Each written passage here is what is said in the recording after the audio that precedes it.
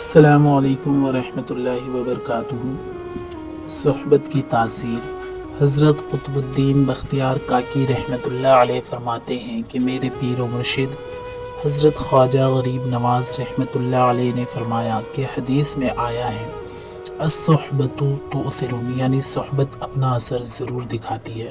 مثلا نیکوں کی صحبت اگر کوئی شخص اختیار کرے تو اس کے نیک ہو جانے کی امید ہے، اور اگر کوئی شخص بروں کی صحبت میں بیٹھنے لگے تو وہ بھی برا ہو جائے گا، کیونکہ جس کو جو کچھ بھی حاصل ہوا ہے وہ صحبت سے ہی ملا ہے۔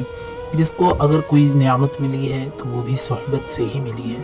پھر ہند کے راجہ ہمارے پیارے خواجہ رحمۃ اللہ علیہ فرماتے ہیں، حکایت خلیفہ دوم امیر المومنین حضرت عمر فاروق رضی اللہ تعالی عنہ کے دور خلافت میں عراق کا ایک بادشاہ جنگ میں گرفتار ہو کر آیا۔ امیر المومنین عمر فاروق نے اس سے فرمایا کہ اگر تو مسلمان ہو جائے تو عراق کی بادشاہت پھر سے تجھے سونپ دی جائے گی۔ اس نے انکار کر دیا۔ امیر المومنین نے فرمایا کہ اما السیف و اما الاسلام، یا تو تلوار کے لیے تیار ہو جاؤ یا تو اسلام قبول کرو۔ اس بادشاہ نے پھر بھی اسلام قبول کرنے سے انکار کر دیا۔ امیر المومنین نے فرمایا تلوار لاؤ۔ وہ بادشاہ بہت عقل مند تھا۔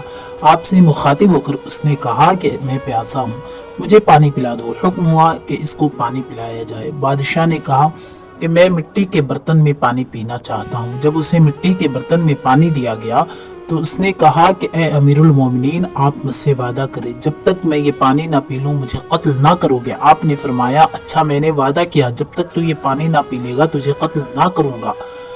جیسے اسے پانی پینے کے لیے دیا گیا، اس نے مٹی کے برتن کو زمین پر پھینک دیا۔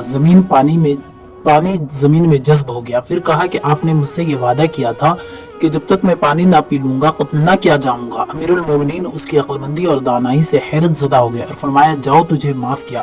پھر اس بادشاہ کو ایک زاہد اور صالح اور نیک شخص کی صحبت میں دے دیا۔ جب بادشاہ نے اس نیک شخص کی صحبت اختیار کی تو اس پر اس نیک شخص کی صحبت کا اس قدر اثر ہونا شروع ہو گیا، جس کا نتیجہ یہ ہوا کہ اس بادشاہ نے آخر میں خود امیر المومنین کی خدمت میں پیغام بھیجا کہ میں اسلام قبول کرنا چاہتا ہوں۔ اس بادشاہ کے اسلام قبول کرنے کے بعد امیر المومنین نے فرمایا کہ میں نے تجھے عراق کی حکومت دینا چاہتا ہوں، مگر بادشاہ نے جواب دیا مجھے ملک اور سلطنت نہیں چاہیے۔ مختصر یہ ہے کہ ہند کے راجہ نے پھر آبدیدہ ہو کر فرمایا کہ وہ بادشاہ کس قدر عقل مند اور دانا تھا اور کس قدر اس پر نیکوں کی صحبت کا اثر ہوا، کیونکہ حضرات بادشاہ کافر تھا مگر نیک صالح کی صحبت نے اس کافر بادشاہ کو مسلمان و مومن بنا دیا۔ یہ ہوتی ہے اچھوں اور نیکوں کی صحبت کا اثر۔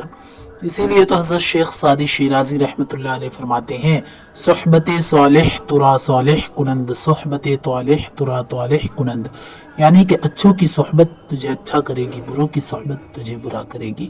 السلام علیکم ورحمۃ اللہ وبرکاتہ۔